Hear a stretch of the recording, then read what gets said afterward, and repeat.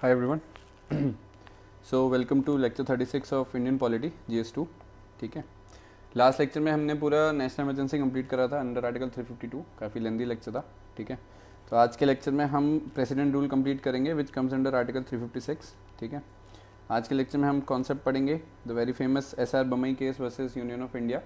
ठीक है, ये दो चीज़ें प्राइमरीली हम पढ़ेंगे. ठीक है, एंड ऑब्वियसली जो रेफरेंस है आज के लेक्चर का वो आप लक्ष्मीकांत में जाके चैप्टर 16 पूरा रेफर कर सकते हो. ठीक है, उसके अंदर मतलब चैप्टर 16 आपको पूरा इमरजेंसीज है, तो उसके अंदर ही आपको नेशनल इमरजेंसी मिल जाएगा, उसके अंदर ही आपको स्टेट इमरजेंसी मिल जाएगा. ठीक है, स्टेट इमरजेंसी मतलब प्रेसिडेंट रूल ही कहते हैं उसको, और जो तीसरा है फाइनेंशियल इमरजेंसी वो भी आपको चैप्टर 16 में मिल जाएगा. ठीक है, तो आज का जो कंटेक्स्ट है वो आपका पूरा प्रेसिडेंट रूल के करस्पॉन्डिंग होगा. ठीक है, तो इसको शुरू करते हैं. ज़्यादा बड़ा लेक्चर नहीं है क्योंकि जो हमने नेशनल इमरजेंसी में पढ़ा उसी का कुछ पार्ट्स फॉलो होते हैं कि कैसे पार्लियामेंट पे लॉ पास होना चाहिए, इम्प्लीमेंटेशन होना चाहिए. तो मेजरली चीज़ें सेम हैं, बट हाँ थोड़ा बहुत डिफरेंसेस हैं, वो हम समझ लेंगे. ठीक है, तो शुरू करते हैं. फर्स्ट ऑफ ऑल जो basic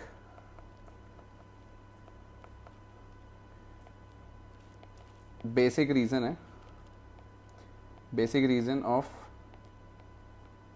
implementing president rule is कि उसमें आपका अगर कोई भी स्टेट गवर्नमेंट किसी भी मतलब कॉन्स्टिट्यूशनल जो उसकी रिस्पॉन्सिबिलिटीज़ है वो उसको फॉलो नहीं कर पा रही या उसको इम्प्लीमेंट नहीं कर पा रही, तो उस केस में ये सबसे बड़ा रीज़न है कि भाई सेंट्रल गवर्नमेंट प्रेसिडेंट रूल लगा सकती है. ठीक है, so basic reason of implementing president rule is the failure of constitutional machinery. ठीक है, इन एनी स्टेट. ठीक है, तो जिस भी स्टेट में कॉन्स्टिट्यूशनल मशीनरी अगर फेल हो रही है तो वहाँ पे प्राइमरी रीज़न है कि वो प्रेसिडेंट रूल मतलब सेंटर प्रेसिडेंट रूल लगा सकती है. ठीक है, अब क्वेश्चन ये है कि कॉन्स्टिट्यूशनल मशीनरी का क्या मतलब है. ठीक है, तो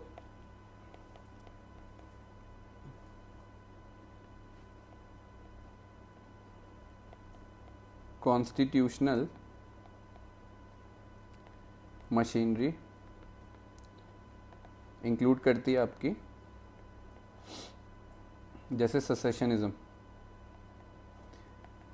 मतलब कोई ऐसा स्टेट है जो बोल रहा है कि बात हम इंडिया के साथ रहेंगे ही नहीं, हमें अलग से अपनी इंडिपेंडेंस चाहिए, अलग से हमें पूरी अपनी टेरिटरी चाहिए, हम इंडिया के साथ यूनिटरी रिलेशन नहीं रखना चाहते. ठीक है, and we want to succeed and become a independent nation. ठीक है, तो अगर किसी ऐसे स्टेट के अंदर ये सारे मतलब उपद्रव हो रहा है या ऐसे जैसे नॉन सिविलाइज्ड राइट्स वगैरह हो रहे हैं जहाँ पे जो प्राइमरी डिमांड है वो सेसेशन की है, तो उस केस में आपका वो जो कैटेगरी है सेसेशनिज्म वो आपकी कॉन्स्टिट्यूशनल मशीनरी फेलियर का पार्ट बन जाती है, और उस केस के अंदर आपका काउंसिल ऑफ मिनिस्टर ये कंक्लूड कर सकता है कि भाई अब इस स्टेट में प्रेसिडेंट रूल लगाना पड़ सकता है. ठीक है, दूसरा टाइप है आपका कम्युनलिज्म. ठीक है, ये तो सेल्फ एक्सप्लेनेटरी है, इसमें दिक्कत होनी नहीं चाहिए. ठीक है, कम्युनलिज्म किसी एक स्टेट में बहुत ज़्यादा फैल रहा है तो उसके बेसिस पे अगर ये रिपोर्ट्स आती हैं, क्योंकि कम्युनलिज्म भी कहीं ना कहीं मतलब कॉन्स्टिट्यूशनल मशीनरी या कॉन्स्टिट्यूशनल की जो फंक्शनरीज़ हैं उसको अंडरमाइन करता है, उसको सप्रेस करता है, तो उस केस के अंदर आपका सेंट्रल गवर्नमेंट ये कंक्लूड कर सकती है कि because of the communalism in any expired state we have to implement president rule to make sure कि कॉन्स्टिट्यूशनल मशीनरी आपकी एफिशिएंटली वर्क करती रहे. ठीक है,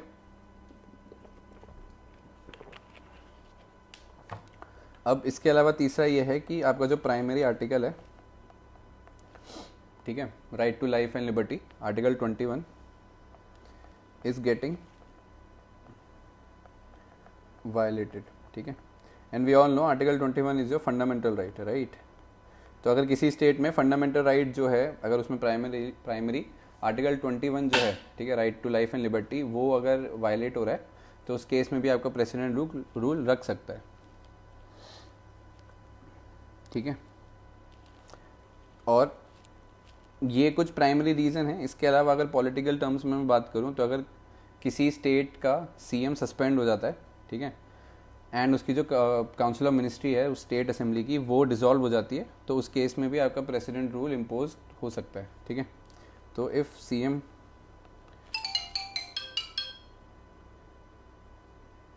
CM gets suspended and Council of Ministers gets dissolved, then President rule can be implemented. ठीक है.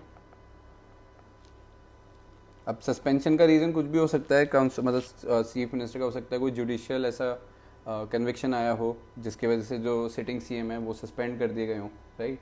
तो ये भी एक रीज़न है जहाँ पे आप इस चीज़ को कंसिडर कर सकते हो कि भाई वहाँ पे प्रेसिडेंट रूल लग सकता है. ठीक है. तो ये तो कुछ प्राइमरी रीजंस हैं. ठीक है. अब वी हैव आर्टिकल 355. आर्टिकल 355 जहाँ पे it's the duty of the union government to protect the state against the external aggression and internal disturbances. ठीक है. सो इसको लिख लो. Article 335 it is the duty of union government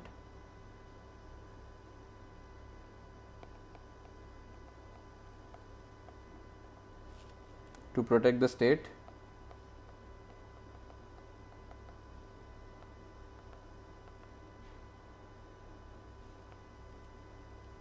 against external aggression and internal disturbances. ठीक है. तो अगर किसी भी स्टेट में ऐसा हो रहा है कि जैसे अरुणाचल प्रदेश है, ठीक है, अब हमें पता है वहाँ पे चाइना का हमेशा से कुछ ना कुछ बवाल रहता है, तो वो एक्सटर्नल एग्रेशन अगर हो रहा है तो वहाँ पे as a security precaution central government की रिस्पॉन्सिबिलिटी है कि वो डायरेक्टली प्रेसिडेंट रूल लगा सकती है ताकि सिचुएशन को अपने कंट्रोल में रख सकती है. ठीक है. Same goes for your internal disturbance also. ठीक है. अब आप इसको अगर थोड़ा रिलेट करोगे ना तो आर्टिकल 352 में भी जो नेशनल इमरजेंसी को डिक्लेयर करने की बात करी गई थी उसके अंदर 3 प्राइमरी रीज़न थे. ठीक है. आपका वॉर, एक्सटर्नल मतलब एक्सटर्नल एग्रेशन, ठीक है, और आपका आर्म्ड रिबेलियन. ठीक है. तो यहाँ पे कुछ चीज़ें सिमिलैरिटी में आप रख सकते हो कि ठीक है प्रेसिडेंट रूल के अंदर भी एक आपका एक्सटर्नल एग्रेशन कॉमन ग्राउंड हो गया जहाँ पे आप प्रेसिडेंट रूल लगा सकते हो. इसके अलावा इंटरनल डिस्टर्बेंसेस पहले था, अगर आपको याद हो नेशनल इमरजेंसी के केस में, तो उसको हटा के आर्म्ड रिबेलियन रखा गया था. But yes, internal disturbance is still considered as a reason जहाँ पे यूनियन गवर्नमेंट की रिस्पॉन्सिबिलिटी बनती है कि वो नेशनल प्रेसिडेंट रूल को इम्प्लाई कर सकती है. ठीक है.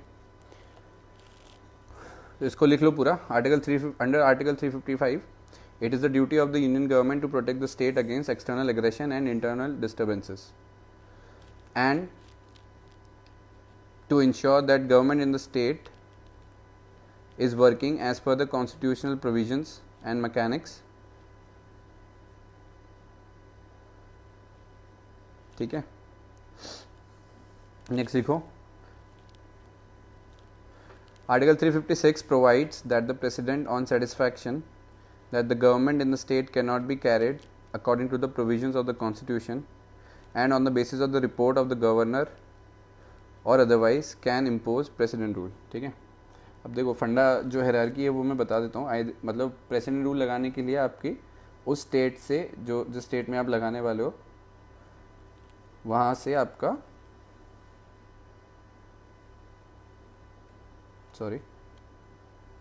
ठीक है, बेसिकली जो गवर्नर होता है उस स्टेट का एंड एजेंसीज जैसे आपकी CBI, IB, ठीक है, एटसेट्रा, ये कंसोलिडेट करके ना रिपोर्ट्स भेजती हैं. ठीक है. Report is sent to parliament कह लो या स्पेसिफिकली काउंसिल ऑफ मिनिस्टर्स. ठीक है. उस रिपोर्ट के एनालिसिस के बेसिस पे ही जो गवर्नमेंट है, तो here government signifies the council of ministers, वो प्रेसिडेंट को बोलते हैं प्लीज डिक्लेयर प्रेसिडेंट रूल. ठीक है. 356. तो फंडा ये रहता है. ठीक है. बिना गवर्नर और बिना एजेंसीज के रिपोर्ट्स या रिटन कम्युनिकेशन के कोई भी रैंडमली या एम्बिग्यूस तरीके से आप प्रेसिडेंट रूल नहीं लगा सकते. ठीक है. इवन दो अगर इंटरनल डिस्टर्बेंसेज हैं तो वो प्रॉपरली एक रिटन फॉर्मेट में आना चाहिए एज पार्ट ऑफ रिपोर्ट कि हाँ जहाँ पे सिग्निफाई हो बाय द गवर्नर और द सिक्योरिटी एजेंसीज कि हाँ उस स्टेट के अंदर कॉन्स्टिट्यूशन मशीनरी अपने तरह सही तरीके से काम नहीं कर रही है, ठीक है। अब प्रेसिडेंट जो हमारा टेन्योर वाला फंडा है वो यही है, प्रेसिडेंट ने अगर प्रेसिडेंट रूल डिक्लेयर कर दिया तो 2 मंथ्स का टाइम मिलता है to pass the resolution in Lok Sabha and Rajya Sabha, ठीक है। अगर आप कंपेयर करो तो नेशनल इमरजेंसी के केस में दिस इज़ ओनली 1 मंथ, है ना। तो प्रेसिडेंट रूल के केस में 2 महीने तक आपको उसको डिक्लेयर कराना ही कराना है, मतलब पास करवाना है रेजोल्यूशन को, प्रेसिडेंट रूल लगाने के रेजोल्यूशन को फ्रॉम पार्लियामेंट, और उसके पास होने के बाद यू हैव 6 मंथ्स जब तक आप प्रेसिडेंट रूल लगा सकते हो, ठीक है। अब इसमें एक कैच और है, 2 महीने के अंदर जो अप्रूवल चाहिए होगा that should be a simple majority, ठीक है। नेशनल इमरजेंसी में आपका स्पेशल मेजॉरिटी होता है, बट प्रेसिडेंट रूल में आपका सिंपल मेजॉरिटी में अगर अप्रूवल मिलता है लोकसभा राज्यसभा से तो वो पास कर दिया जाएगा, ठीक है। और जो प्राइमरी टाइमलाइन है वो 2 महीने की रहती है। With in 2 months of the declaration bye the president आपको वो रेजोल्यूशन पास कराना ही कराना है, ठीक है। तो इसमें लिख लो आगे, in one go president rule can be applied for only 6 months by the parliament. Next right, 6 month timeline will begin from the day president imposes the president rule, ठीक है। President rule can be extended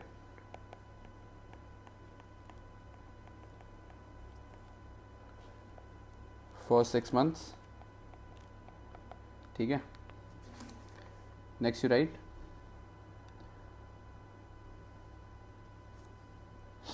अब देखो जैसे ही किसी state के अंदर you have governor,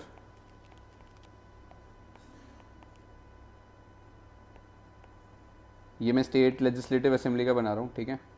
तो you have state council of ministers, ठीक है, and this is your state legislative, ठीक है। जैसे ही प्रेसिडेंट रूल इम्पोज होता है, ठीक है, या प्रेसिडेंट रूल इम्पोज होता है, इसके अंदर आपका सबसे पहले जो स्टेट की काउंसिल ऑफ मिनिस्ट्री है इट गेट्स सस्पेंडेड,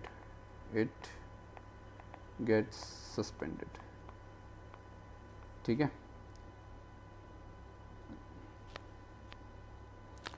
सस्पेंडेड नहीं, डिसमिस्ड होती है, क्योंकि जब ये पार्लियामेंट से पास हो जाएगा ना तो यही डिसमिस आगे जाके डिसॉल्व हो जाता है पूरा, ठीक है। तो इसको लिख लो, जो स्टेट का काउंसिल ऑफ मिनिस्ट्री है it gets dismissed as soon as the president rule is declared, and जो स्टेट लेजिस्लेटिव है वो आपकी सस्पेंड हो जाती है पूरी। सस्पेंड का मतलब ये नहीं है कि जो एमएलएज हैं वो अब एमएलए नहीं रहेंगे, वो रहेंगे, बट उनकी फंक्शनिंग पूरी रिस्ट्रिक्ट हो जाएगी, ठीक है। And once parliament approves president rule, the state legislature will get dissolved, ठीक है। तो डिसमिस्ड, सस्पेंडेड, डिसमिस्ड और डिसॉल्व तभी होगा जब आपका पार्लियामेंट से वो अप्रूवल आ जाएगा, ठीक है। नेक्स्ट पॉइंट है, सबसे इंपॉर्टेंट पॉइंट ये है कि किसी भी कंडीशन में किसी भी स्टेट के अंदर जो प्रेसिडेंट रूल है it can't exceed more than 3 years। President rule in any state can't be exceeded for more than 3 years, ठीक है।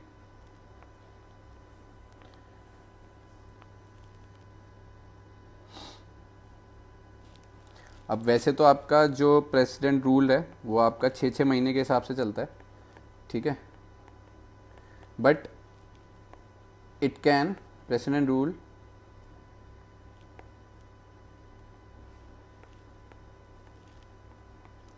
Can be extended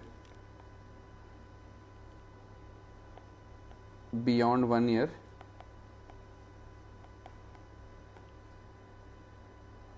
in only 2 cases। ठीक है, सिर्फ 2 केस के अंदर ही आपके 1 साल से ज़्यादा वो बियॉन्ड मतलब एक्सटेंड हो सकता है, बट आइडियली वो प्रेसिडेंट रूल आपके 6 महीने तक ही रहेगा। ठीक है, और मैक्सिमम जो टेन्योर है जिसमें प्रेसिडेंट रूल इम्प्लीमेंटेड रह सकता है, that is only your 3 years। ठीक है, तो वो 2 केस कौन से हैं?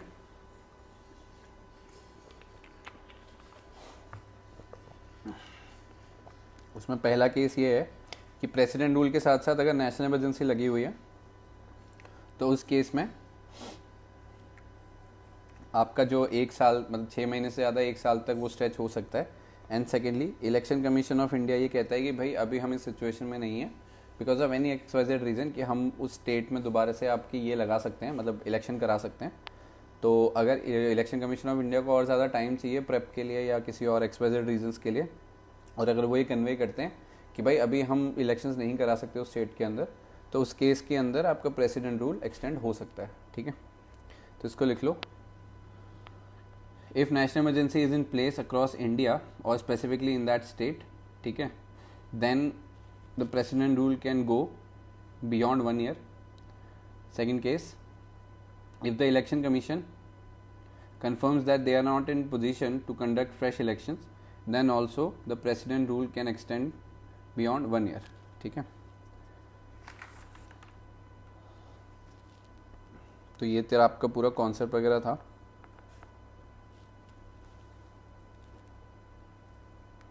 नेक्स्ट है आपका कॉन्सिक्वेंसेस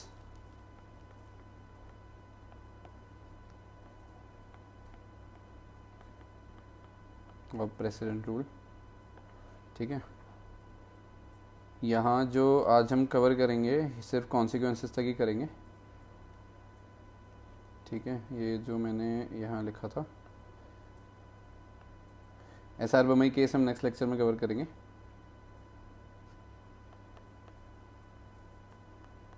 कॉन्सिक्वेंसेस ऑफ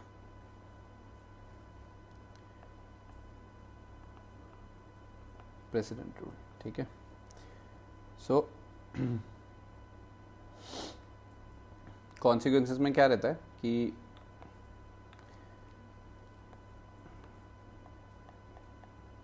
आपका गवर्नर है, ठीक है, then you have your parliament, उसके अंदर आपका काउंसिल ऑफ मिनिस्टर्स,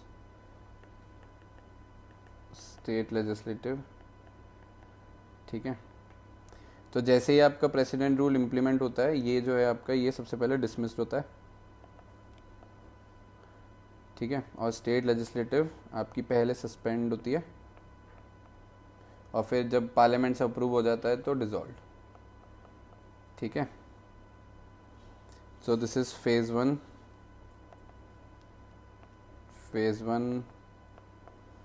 फेज 2। ठीक है,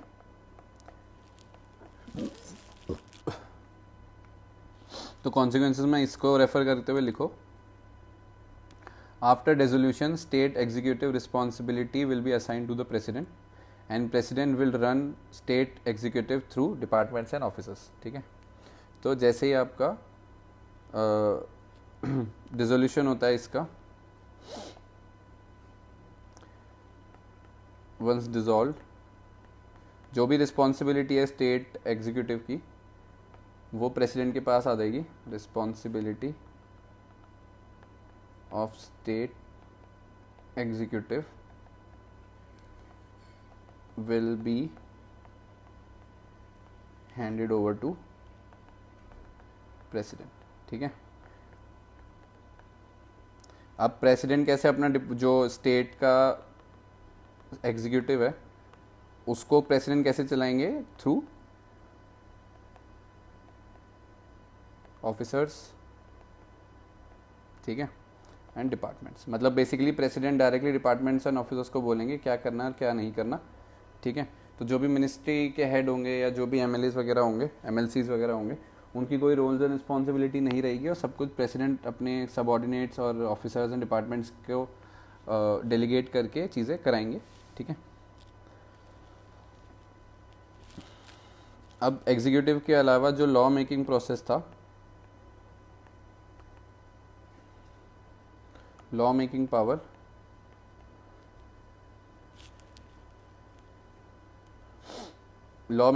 ऑफ द स्टेट, वो कहाँ चला जाएगा? वो प्रेसिडेंट पार्लियामेंट को बोलेंगे कि भाई अब आपसे स्टेट, अब आप बनाओ स्टेट के रूल्स एंड रेगुलेशन, ठीक है। जब प्रेसिडेंट ने पार्लियामेंट को ही बोला तो पार्लियामेंट पे डिपेंड करता है कि या तो वो एग्री कर लेंगे या फिर वो प्रेसिडेंट को बोलेंगे कि बॉस हमारे पास अभी टाइम वाइम नहीं है, आप खुद बनाओ स्टेट के रूल्स एंड रेगुलेशन और खुद आप उसको एग्जीक्यूट करो, ठीक है। तो law making power of the state will B handed over to president, and president can ask parliament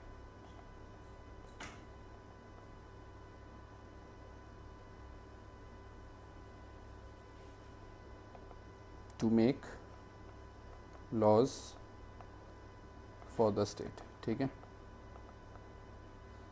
देख लो इसको, law making power for the state will be given to parliament by the president, ठीक है। Further you write parliament can delegate this law making power to the president, post which president can issue regulation which will have the effect of law on the state, ठीक है। तो वही बात है, अगर parliament ने वापस डेलीगेट कर दिया टू प्रेसिडेंट, तो उस केस में प्रेसिडेंट डायरेक्ट रेगुलेशंस निकालेंगे, ऑर्डिनेंसेस कुछ भी कह लो, रेगुलेशंस, और वो regulations, these regulations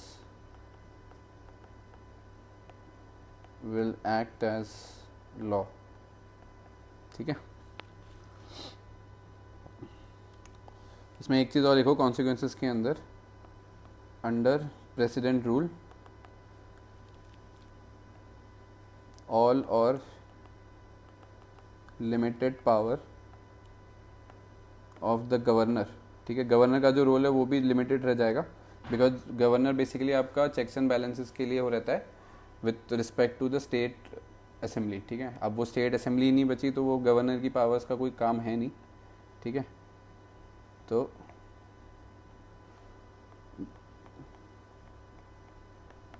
under president rule all और limited power of the governor will be suspended, ठीक है।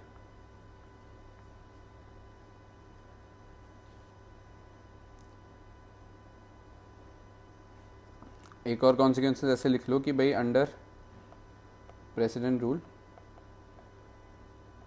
Parliament can authorise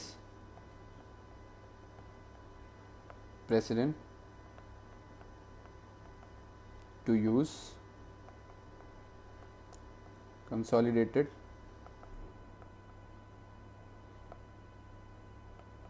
fund of India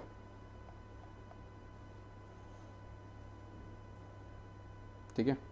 तो प्रेसिडेंट रूल में क्या रहता है, अगर पार्लियामेंट ने अप्रूव करा तो president can use consolidate fund of India, उसमें से कुछ पैसे निकाल के वो स्टेट के लिए यूज कर सकते हैं,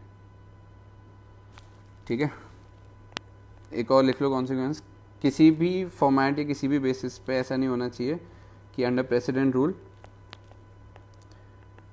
president can't take over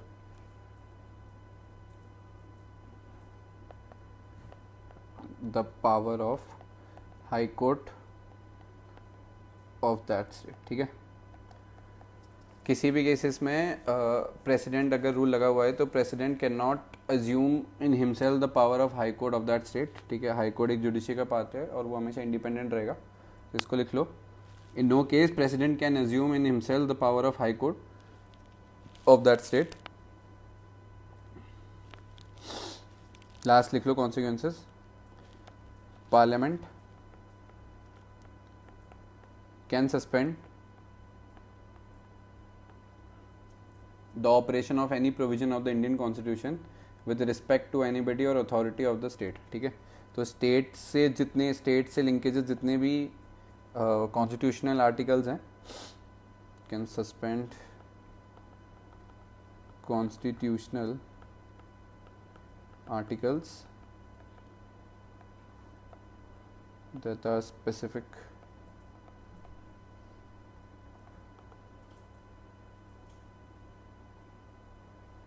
to state or authority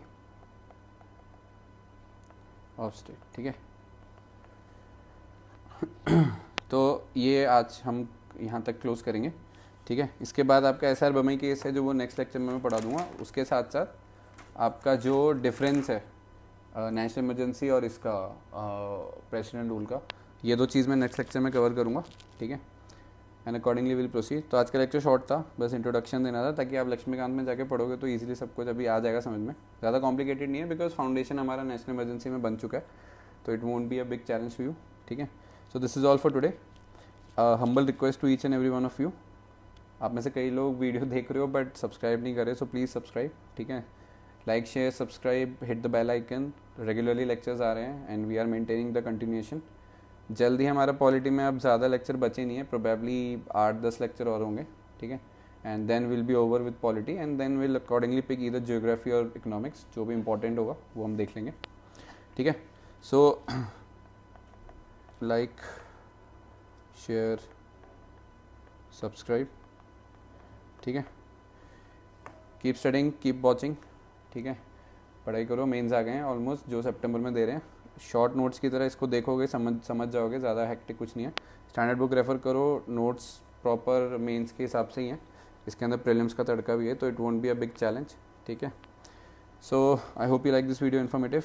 like share and subscribe if you like this. Thank you for watching and I will see you in the next one. Bye bye.